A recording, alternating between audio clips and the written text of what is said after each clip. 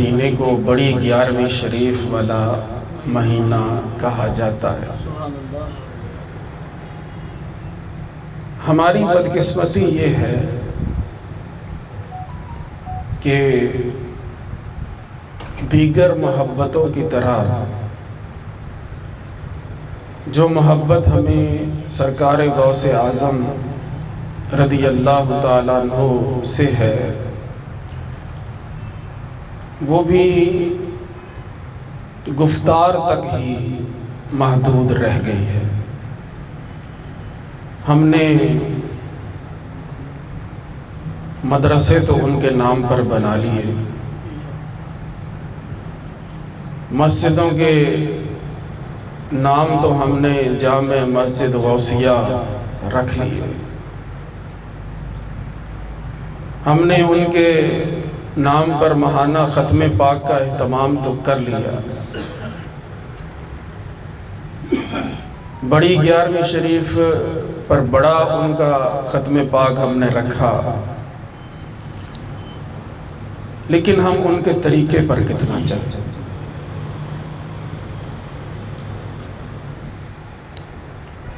معاملہ اس قدر حد تک پہنچ گیا ہے کہ اب کوئی کسی کو سمجھائے بھی نا تو وہ آگے سے لڑنے کو آتا ہے۔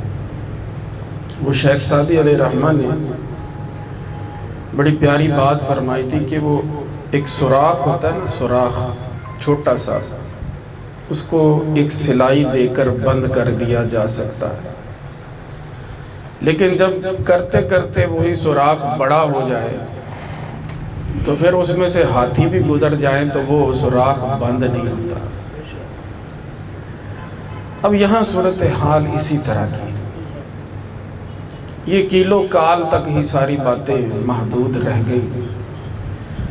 ہمارے لوگ غوث اعظم رضی اللہ تعالیٰ عنہ کو ایک کثیر الکرامات بزرگ کی حد تک جانتے،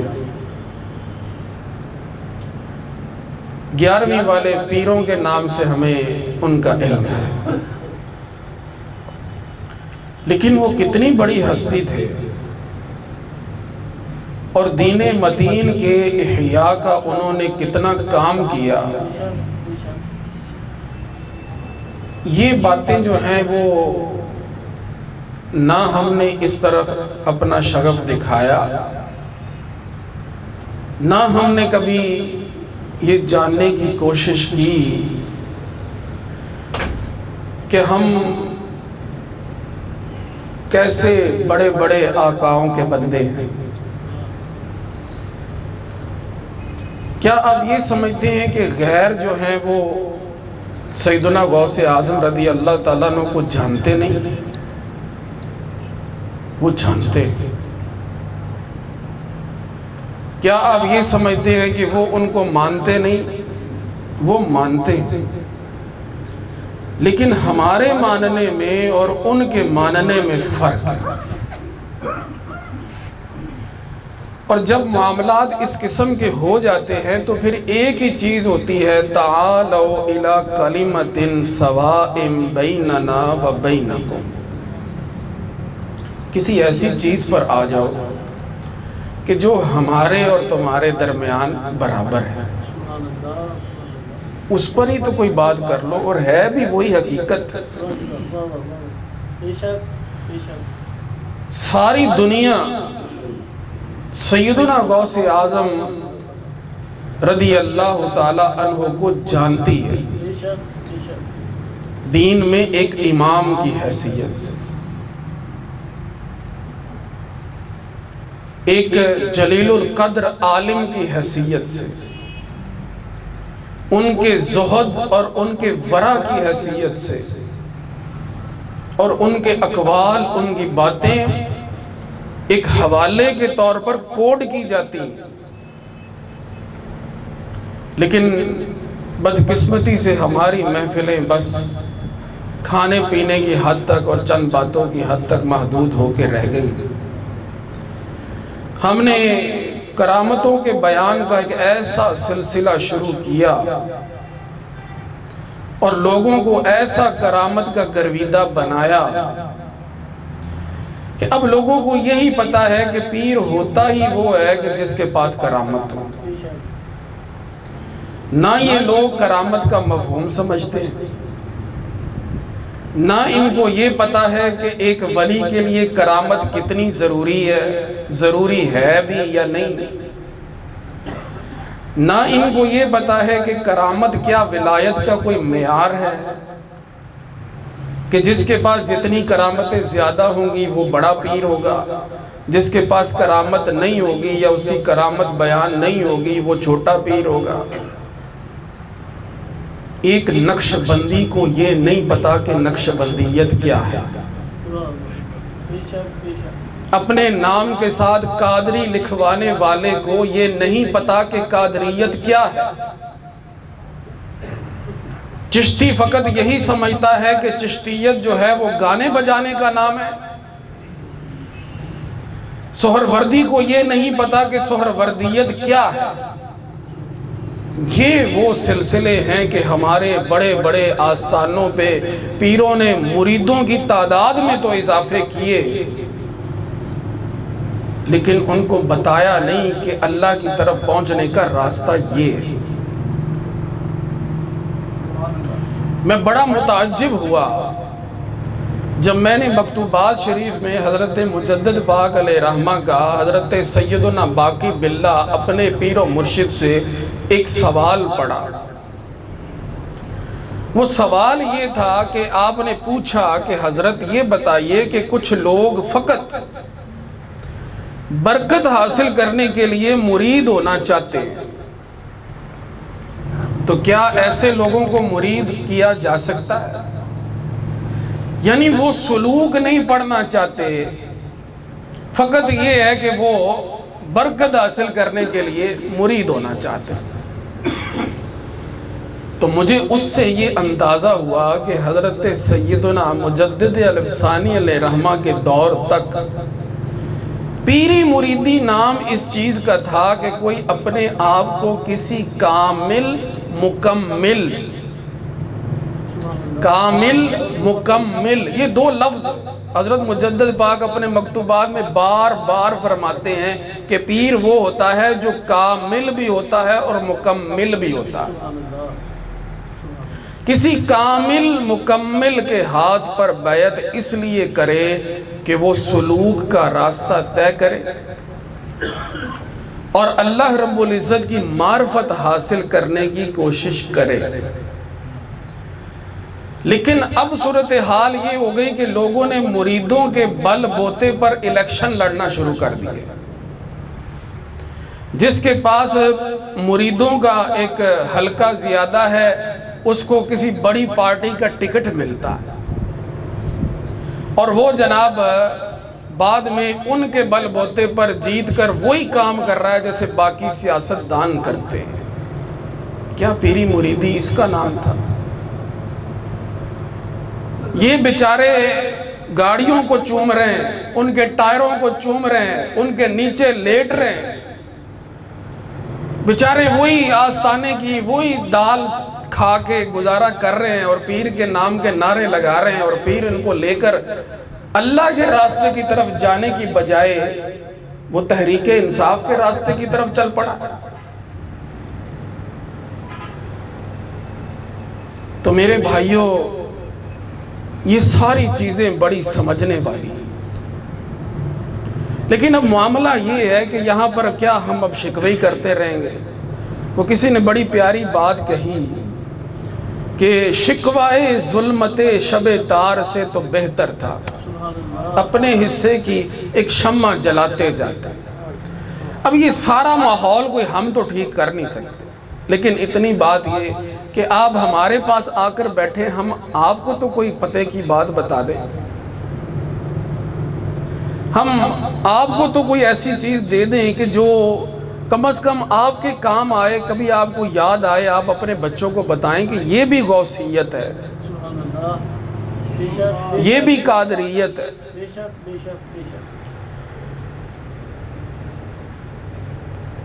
تو بس یہی ہمارا معاملہ ہے کہ ہمارے سارے سلسلے وہ گفتار کی حد تک محدود ہو گئے. ہم نے تذکار سلف کیا، لیکن ایک تو ان کا جو ہمارا دائرہ کار ہے وہ الگ ہے، دوسرا یہ کہ وہ فقط تذکرے تک ہی بات ہے، ہم نے اپنی ذات پر اس کا امپلیمنٹ نہیں کیا۔ بڑا ہم جناب کہتے ہیں کہ جی ہم غوث پاک کے مرید ہیں، ہماری یہ شان، ہماری یہ شان۔ ظاہری بات ہے ایک نسبت پر ایمان ہے نا، پہلے اس نسبت کو تو پکا کرو نا، پہلے حقیقی معنوں میں تم قادری بنو تو صحیح، پہلے حقیقت میں ان کے غلام بنو تو صحیح۔ فقط باتیں کر دینے سے حالات نہیں سیدھے ہوتے۔ اقبال نے اسی لیے یہ بات کہی تھی کہ تھے تو آبا وہ تمہارے ہی مگر تم کیا، وہ تمہارے ہی آبا تھے، غوث پاک ہمارے ہی،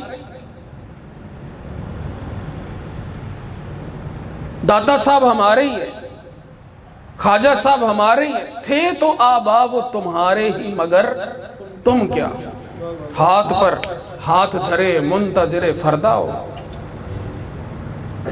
انتظار کر رہے ہو کہ اب یہ سارے معاملے جو ہیں غوث پاک وہاں اپنے مزار سے بیٹھ کر سیدھے کر دیں گے۔ تو باتیں کچھ تھیں، بنا کچھ دی گئیں، ہر کسی نے اپنا اپنا حصہ ڈالا اور یہ سلسلے بڑھتے گئے،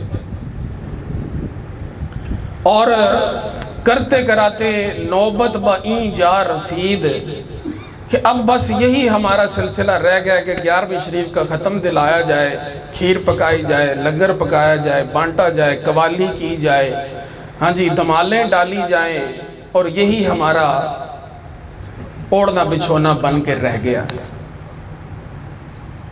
غوث اعظم سیدنا شیخ عبد القادر جیلانی، آپ نے اپنی زندگی دین کی ترویج اور اشاعت میں گزاری۔ آپ کو جو یہ غوثیت کا قطبیت کا درجہ ملا، آپ نے خود بتایا کہ نہ تو یہ محفلیں کرانے سے ملا ہے، نہ یہ جناب مریدوں کے دھمالے ڈالنے سے ملا ہے، نہ یہ 11ویں کے جناب لنگر بانٹنے سے ملا ہے۔ آپ فرماتے ہیں کہ درست العلم حتی صرت قطباً ونلت سعد من مولا الموالی، میں تو علم کا درس دیتا رہا، میں علم کا درس دیتا رہا یہاں تک کہ میرے مولا نے مجھے سعادت سے ہمکنار کر دیا، میں قطب کے درجے تک پہنچ گیا۔ یہ جتنا ہمارے ہاں کوئی کتاب اٹھائے نا، اوپر لکھا ہوتا ہے پیر دستگیر، اوپر لکھا ہوتا ہے 11ویں شریف کی اہمیت، اوپر لکھا ہوتا ہے بڑی 11ویں شریف کی شرعی حیثیت، پھر جناب اپنا غوث اعظم، میر میراں، پیر پیراں، یہ ہماری کتابوں کے عنوانات ہوتے ہیں۔ یہاں پہ کرامات غوث اعظم، یہ پڑھے اتنی کتابیں ہیں، بس اسی طرح کے عنوانات۔ شام کے ایک عالم کی میں نے کتاب جو ہے وہ میری نظر سے گزری، اس کتاب کا عنوان تھا الشیخ عبد القادر جیلانی الامام الزاہد القدوہ۔ الشیخ عبد القادر جیلانی الامام الزاہد القدوہ۔ قدوہ کا مطلب پیشوا، جو امام ہیں، جو حقیقی معنوں میں زاہد ہیں، جو قدوہ ہیں، ہمارے پیشوا ہیں۔ یہ بھی تو ایک کتاب کا عنوان ہے۔ اب انہوں نے اس میں ایک بات یہ کی کہ فرماتے ہیں کہ ہم حضرت سیدنا شیخ عبد القادر جیلانی علیہ رحمہ ان کی زندگی کو 2 حصوں میں تقسیم کر سکتے ہیں۔ پہلا حصہ 488 سنہ ہجری سے آپ کی جب بغداد میں آمد ہوئی ہے، اس سے لے کر 521 ہجری میں جب آپ مسند تدریس پر فائز ہوئے ہیں، یہ آپ کا سلسلہ جو ہے مجاہدات کا بھی ہے، علم کے حصول کا بھی ہے، اور اس کے لیے بہت آپ نے گھاٹ گھاٹ کا پانی پیا اور جگہ جگہ کا آپ نے سفر کیا، یہ ایک حصہ ہے آپ کی زندگی کا۔ اور پھر دوسرا حصہ یہاں 521 ہجری سے شروع ہو کر وہ 562 ہجری میں آپ کے وصال تک ہے، اور یہ کس چیز کا ہے؟ علم کے چراغ جلانے کا، تعلیم دینے کا، واعظ و ارشاد کا مرحلہ ہے یہ جو ہے۔ اس میں آپ نے واعظ فرمایا، اس میں آپ نے لوگوں کو تعلیم دی، اس میں آپ نے علم کے چراغ جلائے اور لوگوں کو یہ بتایا کہ دین کی خدمت ایسے ہوتی ہے۔ سیدنا غوث اعظم رضی اللہ تعالیٰ عنہ کا ایک لقب ہے محی الدین۔ ہمارے ہاں تو لوگوں کو یہ نام بھی لینا نہیں آتا، لوگ کہتے ہیں محی الدین۔ محی الدین کوئی لفظ نہیں، ٹھیک ہے؟ کوئی کہے گا محی الدین، محی الدین بھی ٹھیک نہیں ہے۔ اور آپ کسی سے پوچھ لیں، کسی سے پوچھ لیں، وہ یا تو محی الدین کہے گا یا وہ محی الدین کہے گا، اصل ہے محی الدین۔ احیا یحیی احیا فہو محین، زندہ کرنے والا، وہ دین کو زندہ کرنے والے ہیں۔ بہجت الاسرار میں اور بھی کتابوں میں یہ پورا واقعہ مذکور ہے کہ دین جو ہے وہ ایک بوڑھے آدمی کی شکل میں مجسم ہو کر وہ آپ کے راستے میں آیا، بالکل ایسے لاغر اور گرا پڑا، جیسے وہ شخص ہے بالکل ایسے گرا پڑا ہوا۔ تو آپ نے اس کو اٹھانے کے لیے جب ہاتھ لگایا تو فوراً جو ہے وہ ایک جو ہے وہ اٹھتے اٹھتے وہ ایک تن و مند اور تندرست اور توانا نوجوان بن گیا۔ تو آپ حیران ہوئے اور آپ نے اس سے پوچھا، تو اس نے خود پہلے تو ان کو محی الدین کا لقب دیا۔ تو پوچھا بھی تم کون؟ کہا کہ میں آپ کے نانا کا دین ہوں، آپ نے مجھے زندہ کر دیا۔ تو آپ نے دین کا احیاء فرمایا اور شریعت کی اتباع کی ہے۔ اب آج ہمارے ہاں جو یہ سلسلے چل پڑے کہ جناب ایسے ایسے پیر ہیں جن کو شریعت کا پتہ تک نہیں ہے، شریعت کیا ہے، یہ بڑی بڑی لٹیں رکھی ہوئی ہیں، جناب چرسوں کے اور بھنگوں کے دور چل رہے ہیں، ہاتھوں میں 12 15 انگوٹھیاں پہن رکھی ہیں، جناب ایک وہ بال بھی ہیں تو میل سے اور وہ کیا کیا اس میں اٹا ہوا ہے، کبھی دھوئے بھی نہیں کبھی بال، اور جناب لوگ یہ سمجھ رہے ہیں کہ بابا جی بڑے پہنچے ہوئے ہیں۔ اور سلسلے وہاں پر کیا چل رہے ہیں؟ وہاں پر یہ چل رہا ہے کہ جناب عورتیں آ رہی ہیں اور ان کو فیض دینے کے لیے پھر کس قسم کی حرکات کا ارتکاب کیا جاتا ہے۔ یہ سوشل میڈیا آپ کو سب کچھ دکھا رہا ہے، لیکن خدا را بس کریں۔ یہ کوئی پیر ہے؟ کون کہتا ہے کہ یہ پیر ہے؟ اور باتیں یہ ہو رہی کہ جناب یہ بڑی پہنچی ہوئی سرکار ہے۔ غوث اعظم رضی اللہ تعالیٰ عنہ آپ کتنے پہنچے ہوئے تھے؟ کیا آپ سے بھی کوئی اس طرح کی کوئی بات جو ہے وہ مروی ہے کہ آپ نے اس طرح کا اپنا حال بنا کے رکھا تھا؟ جن کی ہمارا تو نظریہ یہ ہے نا کہ ہمیں تو جو ولایت ملتی ہے تو وہ بھی ان کی کرم فرمائی سے ملتی ہے۔ تو ضرورت اس بات کی ہے کہ ہم سیدنا غوث اعظم شیخ عبد القادر جیلانی علیہ رحمہ کی تعلیمات کو اپنائیں۔ ان کی کتاب ہے الفتح الربانی، ان کی کتاب ہے فتوح الغیب، ان کی کتاب غنیۃ الطالبین۔ کیا کبھی کسی نے کوئی پڑھنے کی بھی کوشش کی ہے کہ غوث پاک نے ہمارے لیے فرمایا کیا ہے؟ بس ایک سلسلے چل پڑے ہیں، جس طرح سے ایک جائیداد کی وراثت چلتی نا، ایسے ہی آگے لوگوں نے یہ سمجھ لیا کہ یہ پیری مریدی بھی کوئی وراثتی کام ہے جس کو آگے ہم نے منتقل کرنا۔ یہ بھی نہیں دیکھا کہ جس کو جو ہے یہ دستار فضیلت جس کے سر پر رکھی جا رہی ہے، کیا وہ اس قابل بھی ہے یا نہیں ہے؟ یا تو ہونا کہ بزرگوں نے فرمایا ہو کہ جناب یہ آپ سلسلہ کریں، یہ بعد میں لوگ بس یہ نہ دائیے جی انہاں نو دیو، اب وہ کیا کرتے ہیں؟ وہ اس کا غلط استعمال کرتے ہیں۔ اسی وجہ سے ہمارے آستانوں کے نظام درہم برہم ہو کے رہ گئے، لیکن لوگ پھر بھی پیر ہونے کے نام پر اللہ کے ولی سمجھ کر ان کو بس ان کے پیچھے لگے ہوئے ہیں۔ میں نے دیکھا ابھی چند دن پہلے ایک پیر صاحب وہ مریدوں کو ساتھ لے کے تو جناب وہ تحریک انصاف کا جلوس نکال رہے ہیں۔ بات تو یہ تھی کہ وہ ان کے پاس آتے تو ٹھیک ہو جاتے۔ غوث اعظم رضی اللہ تعالیٰ عنہ، آپ کے پاس تو کوئی وہ تھوڑے سے وہ بادشاہ لے کے اس نے بھیجے نا وہ دینار، تو آپ نے ان کو نچوڑا، جب ان کو نچوڑا تو ان میں سے خون نکلا، تو آپ نے ان کو بھی بتایا کہ لوگوں کا خون نچوڑ کے مجھے ہدیہ دینے کے لیے آ گئے ہو۔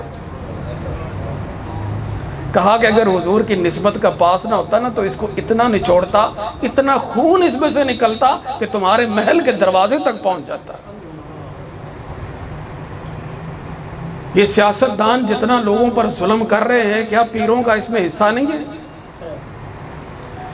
اور جب کوئی بات ہوتی ہے تو پھر یہ جو دین کے مقتدا اور پیشوا لوگ ان کو دین کے نام سے جانتے ہیں، کیا ان کی بے عزتی نہیں ہوتی؟ ان کے بارے میں بری باتیں نہیں ہوتی دنیا میں؟ یہ کیا کرنے کے لیے ان جگہوں پر بیٹھے؟ یا تو پہلے نظام سیدھا کرو، لیکن اپنے اپنے مفادات اور اپنی اپنی باتیں ہیں۔ تو یہ سارے سلسلے چل رہے ہیں، نہ کسی کو فقہ کا پتہ، نہ کسی کو شریعت کا پتہ، نہ کسی کو کسی بات کا، لیکن نظام چلا رہے ہیں دنیا میں کہ جناب ہمارے آپ مقتدی بنیں گے، ہمارے مرید بنیں گے تو دونوں جہاں میں بیڑا پار۔ غوث اعظم فرماتے ہیں کہ خلوت نشینی سے پہلے نا فقہ سیکھو، اگر فقہ کے بغیر تم خلوت نشین ہو جاؤ گے تو تمہاری عبادتیں بھی کسی کام نہیں آئیں گی۔ جو بغیر علم کے اللہ کی عبادت کرتا ہے وہ جتنا سنورے گا اس سے زیادہ سنوارے گا، وہ جتنا سنوارے گا اس سے زیادہ بگاڑے گا۔ لہٰذا اپنے ساتھ شریعت کی شمع لے لو، شریعت کی شمع تم اپنے ساتھ لے لو کہ اگر تمہارے پاس شریعت کا علم نہیں ہے اور تم خلوت نشین ہو گئے ہو، تم لوگوں کو عبادت گزار اور زاہد بن کر دکھا رہے ہو، تو تم سنوار نہیں رہے، تم بگاڑ رہے۔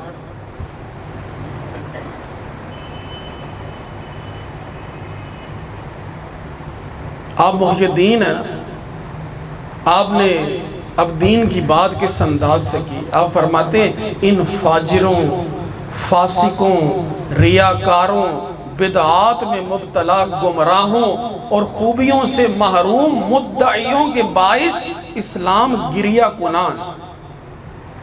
یہ اب اپنے دور کی بات کر رہے ہیں، کون سی 5ویں صدی ہجری کی بات کر رہے ہیں۔ اب آج دیکھیں کیا حالات ہے۔ فاجر، فاسق، ریاکار، بدعات میں مبتلا، گمراہ، خوبی ہے کوئی نہیں اور دعوے بڑے بڑے۔ وہ کہتے ہیں نا کھوکھا چنا باجے گھنا، ڈھول اسی لیے اس کی آواز زیادہ اندر سے خالی ہوتا ہے۔ شیخ سعدی علیہ رحمہ صبح صبح باغ میں گئے تو انہوں نے دیکھا کہ جو ہے نا چڑیاں چہچہا رہی ہیں، بلبلیں جو ہیں وہ نغمے گا رہی ہیں، کس وجہ سے پھول کھلے ہیں؟ ان کی محبت میں۔ تو آپ نے بات کی، آپ نے کہا اے مرغ سحر عشق سے پروانہ بیاموز،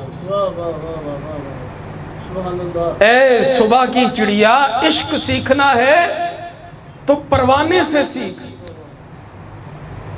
کہاں سوخ تارا جاں شدو آواز نہ آ۔ وہ اپنے آپ کو جلا دیتا ہے لیکن آواز نہیں نکالتا۔ اب تو پیر یوٹیوب پر کرامتیں دکھاتے ہیں،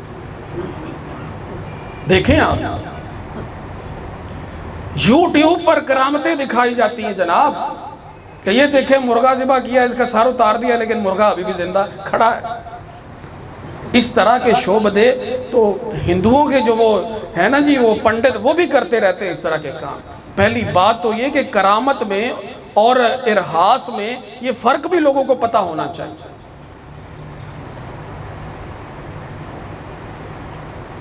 ہر چیز جو خرق عادت ہو وہ کرامت کے دائرے میں آ جائے یہ ضروری نہیں ہے۔ فاسق فاجر لوگوں سے بھی وہ بھی ایسے کام کر کے جادوگر تھوڑی شعبدہ بازیاں دکھاتے ہیں۔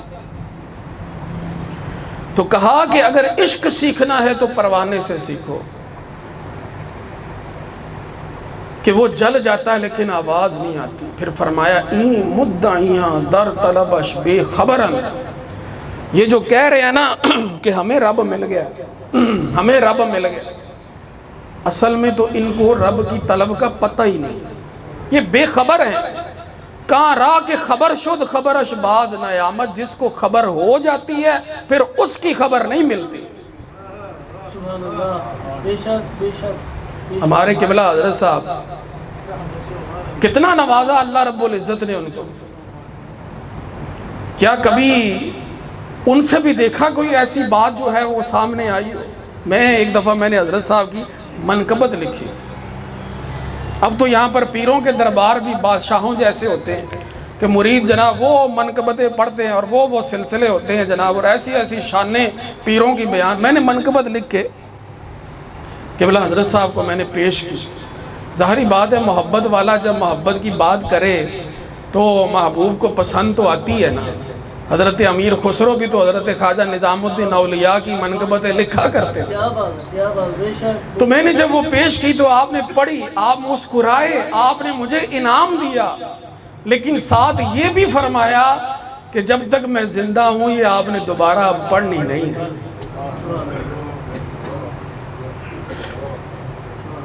یہ شان ہے۔ مختلف لوگوں کے خواب تھے، لوگوں کی باتیں تھی۔ وہ ایک حضرت صاحب، ظاہری بات ہے ایک اپنی دل کی خوشی بھی ہوتی ہے اور یہ اللہ کا کرم بھی ہوتا ہے، تحدیث نعمت بھی ہوتی ہے کہ بلا حضرت صاحب نے وہ اپنی بیاض میں جمع کر کے رکھے۔ اب یہاں تو ہو نا کہ جناب کسی نے کوئی میری فضیلت کسی نے کوئی دیکھی، میں کہوں یار لوگوں کو پتہ چلے میری کتنی فضیلت، وہ اور آئیں گے۔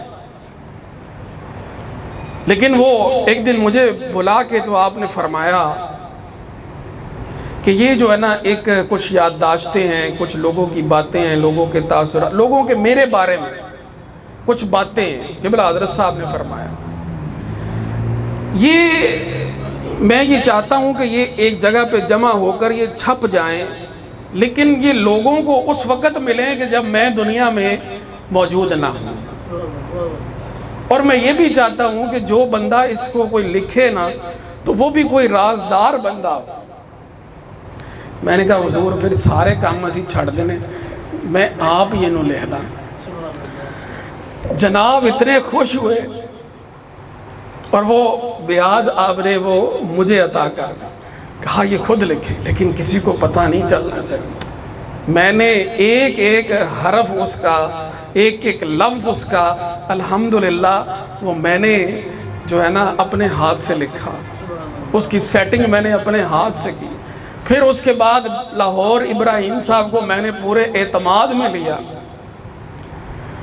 تو پھر اس کے بعد وہ کتاب ان کو کہا کہ آپ نے بھی نہیں پڑھنی، اجازت نہیں، وہ چھاپ کر چھپا دی گئی، اب وہ موجود ہے، آپ پڑھ سکتے ہیں۔ آج پتہ چلتا ہے کہ بلا حضرت صاحب کیا تھے، لیکن کبھی انہوں نے اپنی زندگی میں، اپنی حیات طیبہ میں اپنی کوئی شان بیان کرنے والی کوئی بات انہوں نے نہیں کی۔ ہمیشہ جو ہے وہ کسر نفسی کا ہی مظاہرہ کیا، لیکن یہاں لوگوں کے پاس ہے کچھ بھی نہیں، لیکن جبے کبوں کے اوپر باتیں بہت زیادہ ہیں، اور یہی سارے سلسلے، یہی ان کی کمائی ہے۔ تو فرمایا ان لوگوں کی وجہ سے اسلام گریا گناہ ہے اور مدد کو پکار رہا ہے۔ فرمایا کتا اپنے مالک کو اس کی حفاظت، شکار، زراعت اور جانوروں کے معاملے میں نفع دیتا ہے۔ کتا جو ہے وہ اپنے مالک کو نفع دیتا ہے، اس کے شکار کا خیال کرتا ہے، اس کی زراعت کا خیال کرتا ہے، اس کے ڈھور ڈنگر کا خیال کرتا ہے، ہر چیز. حالانکہ اس کتے کا مالک اسے رات کے وقت ایک لقمہ یا چند چھوٹے چھوٹے لقمے کھلاتا ہے. اور اے انسان، تو اپنے رب کی نعمتیں پیٹ بھر کے کھاتا ہے، اور ان نعمتوں سے اللہ تعالیٰ کی منشا کو پورا نہیں کرتا، اور ان نعمتوں کا حق ادا نہیں کرتا، اس کے احکام کو بجا نہیں لاتا، اور اس کے حدود کا خیال نہیں رکھتا. کتے کو اس کا مالک کتنا کھلاتا ہوگا، لیکن وہ تو اپنے مالک سے وفادار ہے. لیکن تو کیا ہے جو دن رات جو ہے وہ اللہ کی نعمتیں کھاتا ہے، پیٹ بھر کے آرام سے عیش سے رہ رہا ہے، لیکن پھر بھی اس کے حقوق کی بجاوری ہو رہی کہاں ہو رہی ہے؟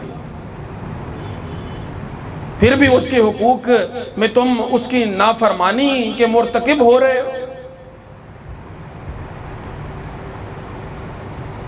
اللہ اکبر. یہ ہیں درد والوں کی باتیں. ان کو دین کا درد تھا. اگر وہ آج کل کے دور کے اچھے لوگ اب بھی موجود ہیں، لیکن جن کی طرف میری بات ہے انہی کی طرف ہے.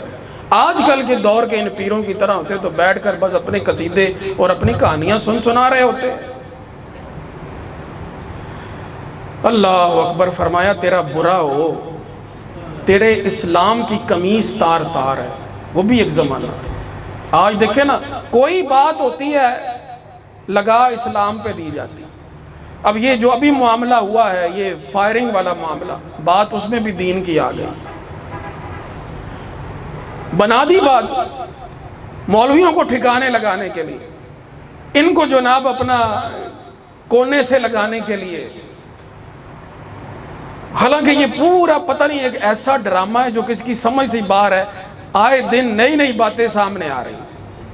آپ لوگ بھی ظاہری بات ہے سوشل میڈیا دیکھتے ہیں، آپ کو بھی سارا پتہ ہے کہ یہ کیا ہو کیا رہا ہے. پاکستان کی سیاست جو ہے نا، وہ کسی کی سمجھ میں آنے والی ہے ہی کوئی نہیں کہ یہاں نظام چل کر کہاں سے رہے. یہ کس کے ہاتھ میں ہے اور پیچھے لگامیں کس کے ہاتھ میں، یہ پتہ ہی نہیں چلتا. لیکن بات وہ پھر گھما کر دین پر لے آئے. تو فرمایا تیرے اسلام کی قمیص تار تار ہے، تیرے ایمان کا کپڑا ناپاک ہے، تو برہنہ ہے، تیرا دل جہالت کی تاریکی میں ڈوبا ہوا ہے، تیرا باطن مقدر ہے، آلودہ ہے، تیرا سینہ اسلام کے لیے کشادہ نہیں، تیرا ظاہر آراستہ ہے.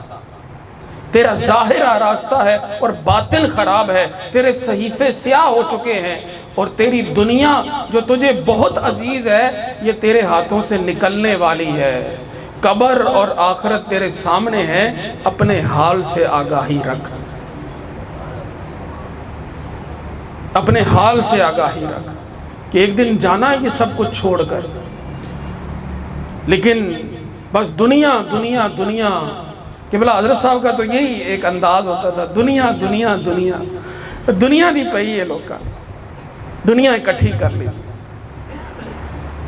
دین جو ہے وہ آخرت میں کام آنا ہے،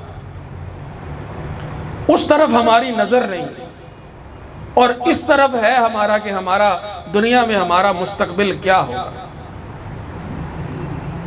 قبلہ حضرت صاحب فرمایا کرتے ہر کوئی یہ سوچتا ہے کہ میرے مرنے کے بعد میری اولاد کا کیا ہوگا. کیا کبھی یہ بھی سوچا ہے کہ اولاد کے مرنے کے بعد اولاد کا کیا ہوگا؟ کیا ان کی کوئی تربیت دلائی؟ بس ہر کوئی مست مائے ذوق تن آسانی ہے، تم مسلمان ہو. یہ انداز مسلمانی ہے، حیدری فقر ہے، نئے دولت عثمانی ہے. تم کو اسلاف سے کیا نسبت روحانی ہے؟ اقبال کہتا ہے کہ تم کو اسلاف سے کیا نسبت روحانی ہے. ہمارے معاملات بہت بگڑ چکے ہیں میرے بھائیوں. یہ چیزیں سوچنے والی. میں بھی یہاں پر ابھی آپ کو 4 کرامتیں سناتا تو ادھر آپ جناب ایسی وجد انگیز محفل ہونی تھی. لیکن مجھے پتا ہے نا کہ یہ معاملات اب دیکھیں کرامت کا ایک پہلی بات تو یہ کہ ولی کی ولایت کے لیے کرامت ضروری ہے ہی نہیں۔ دوسری بات یہ کہ کرامت جس کے لیے ہوتی ہے اس کا دائرہ کار وہیں تک محدود ہوتا ہے۔ اب یہ سلسلے جناب آج ہماری محفلوں میں بن کر رہ گئے ہیں کہ جناب لوگوں کو بتائے جانا اور نعرے لگوائے جانا، اور جناب یہی ہم کر رہے ہیں صبح شام۔ لیکن کیا ہے کوئی کردار کی غوثیت بھی کسی میں نظر آ رہی ہے؟ اگر ہمارا کردار یہ غوث پاک کی تعلیمات کے مطابق ہوتا تو آج کیا یہ دنیا اس انداز پہ چل رہی ہوتی؟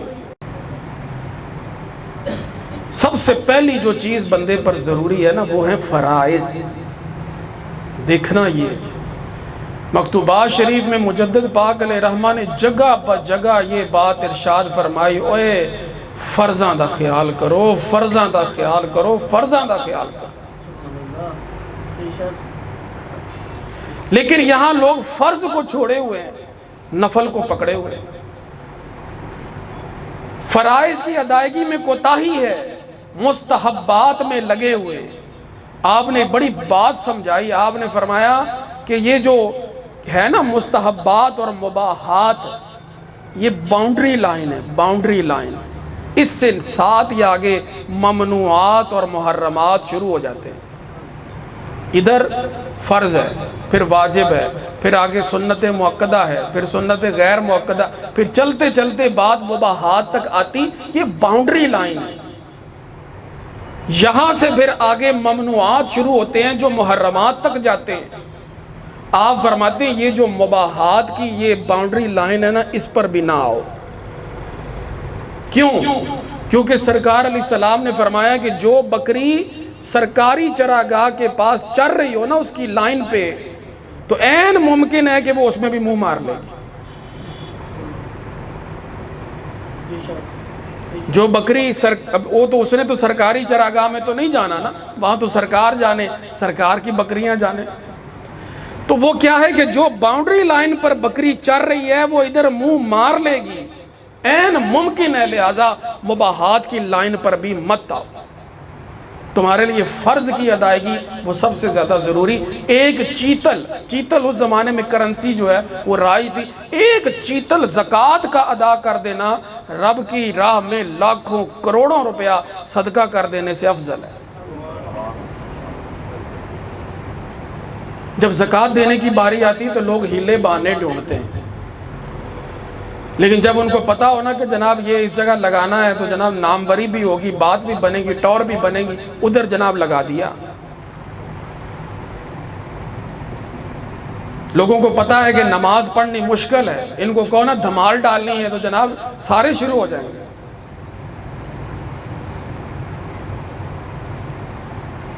تو یہی اولیاء کی تعلیم رہی کہ فرض کو پکڑو۔ میں تو ایک جگہ پڑھ کے حیران ہو گیا، آپ نے تو حضرت مجدد پاک نے تو علماء کی بھی چنگی ٹھکائی کی ہے۔ کیوں لوگوں کو مستحبات کی طرف لے کر گئے ہو اور نوافل کی طرف لے کر گئے ہو؟ نئی نئی تمہاری نمازیں ہیں، نئے نئے تمہارے باتیں ہیں، نئے نئے تمہارے قصے کہانیاں ہیں تمہاری۔ اصل چیز ہے کہ پہلے ادھر آؤ، پہلے فرض کی ادائیگی ہو تو پھر اس کے بعد دوسرے معاملات ہیں۔ یہ غوث پاک کی باتیں تو ہمیں پتہ ہے کہ آپ نے ساری رات اللہ کی عبادت کی، کبھی وہ بھی وقت کے عشاء کے وضو سے آپ نے فجر کی نماز بھی پڑھی ہے، لیکن ان کے فرض پورے تھے، پھر بات بنتی۔ تو غوث پاک رضی اللہ تعالیٰ عنہ کی تعلیم بھی یہی ہے کہ آپ نے فرمایا کہ سب مومن کو چاہیے کہ سب سے پہلے فرائض ادا کرے، دیکھے کہ مجھ پہ فرض کیا ہے، سب سے پہلے فرائض ادا کرے اور ان سے فراغت کے بعد سنتوں پر توجہ دے، پھر نوافل اور فضائل میں مصروف ہو۔ فرائض کی تکمیل کے بغیر سنتوں میں مشغول ہو جانا یہ حماقت اور نادانی ہے۔ یہ باتیں بڑی بھاری ہیں۔ اگر کوئی شخص ادائے فرض کی بجائے سنن و نوافل میں مشغول ہو تو وہ ہرگز قبول نہیں کیے جائیں گے۔ کیوں جی؟ یہ تو بات آپ جانتے ہیں نا کہ فرض چھوڑ کر سنتیں تو قبول نہیں ہوتی۔ اس کی مثال اس شخص کی طرح ہے کہ جسے بادشاہ اپنی خدمت کے لیے بلائے، یہ وہاں تو حاضر نہ ہو اور بادشاہ کے غلام کی خدمت گاری میں موجود رہے۔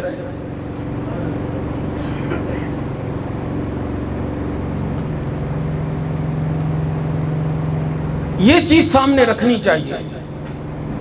اس لیے سب سے پہلے میرے بھائیوں اپنے فرض پورے کریں، یہ دیکھیں کہ ہماری 5 وقت کی نمازیں پوری ہیں، یہ دیکھیں کہ کیا ہمارے رمضان کے روزے پورے ہیں۔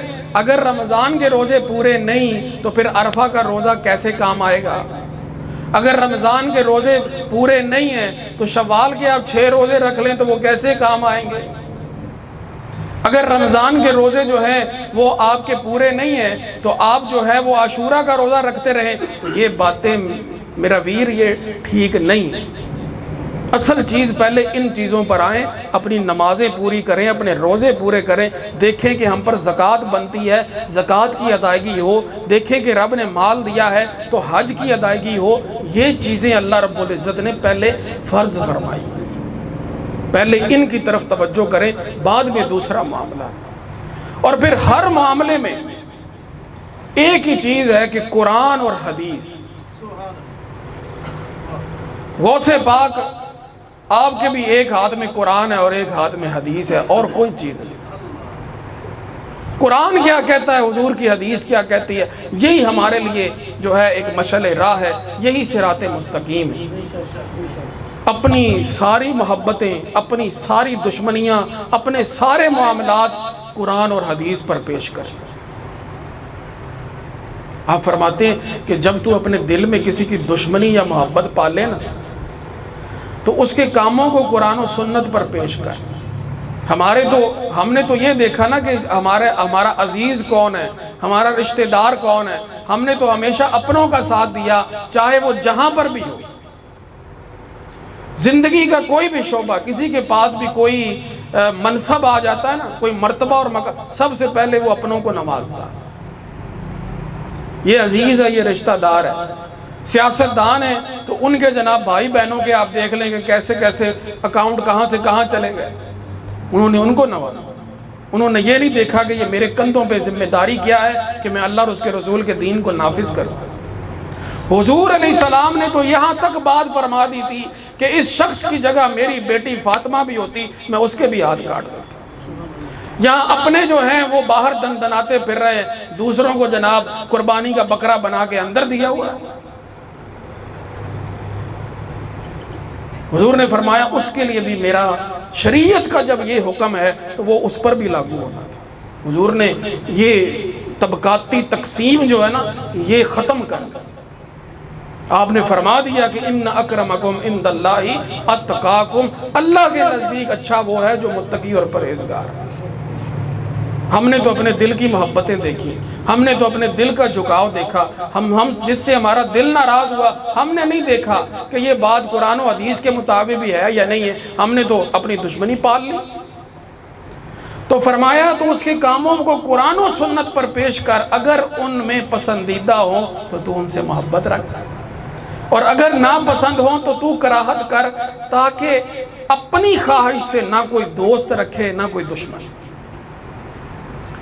اللہ تعالیٰ کا ارشاد ہے وَلَا تَتَّبِعِ الْهَوَىٰ فَيُضِلَّكَ عَنْ سَبِيلِ اللَّهِ، تو کبھی خواہش کے پیچھے نہ چلنا کیونکہ خواہش تجھے اللہ کے راستے سے ہٹا دے گی۔ یہ نہ دیکھ کہ میرا دل کیا کہتا ہے، یہ دیکھ کہ اللہ کیا کہتا ہے، یہ دیکھ کہ حضور نے کیا فرمایا۔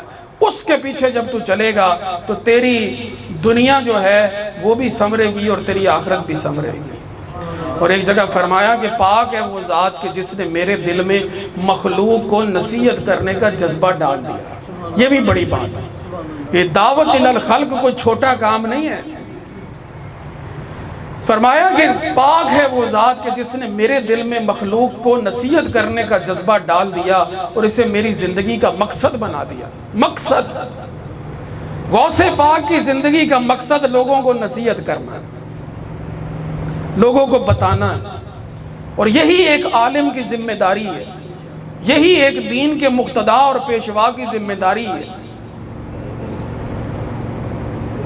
ایک چرواہا جو ہے نا اس کو بھی پتا ہے کہ میری بکریوں کا میں نے کیسے خیال رکھنا ہے، ایک کسان ہے نا تو اس کو بھی پتا ہے کہ میں نے اپنی زمین میں بیج کیسا ڈالنا ہے، لیکن ایک پیر کو نہیں پتا کہ میں نے اپنے مرید کا کیسے خیال رکھنا ہے۔ اے لوگو، رخصت کی تلاش سے گریز کرو۔ ایک چیز ہوتی ہے رخصت اور ایک ہوتی ہے عزیمت۔ عزیمت یہ ہوتی ہے کہ بندہ حالات سے مقابلہ کرے اور ڈٹا رہے، اور رخصت یہ ہوتی ہے کہ بندہ کوئی بغلی رستہ نکال کے، کوئی جہاں پہ کوئی بچت نکلتی ہو کوئی ادھر کو چلا جائے۔ لیکن اولیاء اللہ نے ہمیشہ عزیمت پہ عمل کیا، وہ رخصت پہ عمل نہیں کرتے۔ جہاں رخصتیں بھی ہوتی ہیں وہ پھر بھی عزیمت پر عمل کرتے ہیں۔ ان کا ایک مقام اور ان کا ایک مرتبہ ایسا ہوتا ہے جہاں، اب یہاں مجھے ایک واقعہ یاد آ رہا ہے کہ بلا حضرت صاحب کی طبیعت کافی ناساز تھی۔ آپ نے مجھے طلب فرمایا اور فرمایا کہ میری طبیعت ایسی ہے کہ میں وضو کرنے کے لیے جا نہیں سکتا، وضو کرنے کے لیے جاتا ہوں سانس بھول جاتا ہے، اور بڑی طبیعت ایسی، بالکل آثار نظر بھی آ رہے تھے۔ تو کہا، فرمایا کہ میرے لیے کیا حکم ہے، تیمم کر کے نماز پڑھنی یا وضو کرنا؟ مجھے بلا کے آپ، میں نے کہا حضور میں نا مشورہ کرنا۔ میں گیا باہر، آپ نے کہا ٹھیک ہے۔ اب میں گیا، میں نے جا کے مفتی منیب الرحمان صاحب کو فون ملایا، میں نے ان سے سارا مسئلہ ڈسکس کیا۔ انہوں نے کہا کہ تیمم کر کے نماز پڑھ لیں۔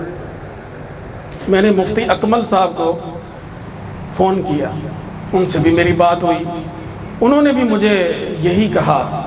اب یہاں پہ رخصت نکل رہی نا، رخصت نکل رہی ہے تیمم کرنے کی۔ اب دو بڑے بڑے علماء ہیں دونوں، انہوں نے مجھے یہ بتایا کہ آپ جو ہے نا مطلب مفتی صاحب کو تیمم وغیرہ کر لیں تو وہ اپنی نماز پڑھیں، اللہ پاک خیر فرمائے۔ میں نے آ کر عرض کیا کہ حضور میری مفتی منیب الرحمان صاحب سے بھی بات ہوئی ہے اور میری مفتی اکمل صاحب سے بھی بات ہوئی ہے، پنجابی میں بات تھی نا، کہ وہ یہ کہندے نہیں کہ تیمم کر کے جناب نماز پڑھ لیں۔ جناب نے پتہ کیا فرمایا؟ جناب نے فرمایا تسی کی کہندے ہو۔ یہ وہ بات تھی نا، وہ دل میں تھی کہ یہ جو معاملہ ہے نا اس کو اتنی آسانی سے تو نہیں جانے دینا۔ مجھے یہ فرمایا کہ تسی کی کہندے ہو۔ میں کیا حضور میں تے یہ عرض کرتا کہ کوئی خادم جناب نے وضو کرا، میں نے بھی دیکھا نا کہ یہ ہستی کتنی بڑی ہے، انہوں نے عظیمت پہ عمل کر کے ہی رہنا ہے، تو میں نے یہ عرض کیا کہ حضور کوئی خادم جناب نے وضو کرا دیا کرے، جناب وضو کر کے نماز پڑھا کرے۔ جناب فرماتے ٹھیک ہے حافظ جی میں نے وضو کرا۔ یہ مقام ہے اللہ والوں کے۔ تو فرمایا کہ اے لوگوں رخصت کی تلاش سے گریز کرو، عظیمت کی راہ کو اپناؤ۔ جس نے رخصت کو اپنا کر عظیمت کو چھوڑ دیا اس کا ایمان خطرے میں پڑ جاتا ہے، پھر وہ رخصتیں نکالنے لگ جاتا ہے، یہ بھی رخصت یہ بھی رخصت، چلتا رہتا ہے پھر وہ اپنے لیے۔ لیکن نہیں، بندہ یہ دیکھے کہ یہ آرڈر ہے تو کرنا ہے۔ فرمایا عظیمت کی راہ مردوں کے لیے ہے کیونکہ وہ انتہائی کٹھن اور تلخ ہے۔ عظیمت کی راہ مردان خدا کے لیے ہے کیونکہ وہ کٹھن اور تلخ ہے، اور رخصت جو ہے وہ تو عورتوں اور بچوں کے لیے ہوتی ہے، وہ تو عورتوں اور بچوں کے لیے ہوتی ہے کیونکہ وہ انتہائی آسان ہے۔ مجدد پاک علیہ رحمہ بڑی جگہ پہ فرماتے ہیں یہ جو راستہ ہے نا جب تو اس پہ چل پڑے نا تو یہ کوئی تجھے اخروٹ دے دے، تجھے کوئی منقع مل جائے، تجھے کوئی کہیں سے کشمش مل جائے، اس پہ نہ خوش ہو جایا کر، اپنی نظر رب پر رکھ کے میں نے ابھی آگے جانا ہے۔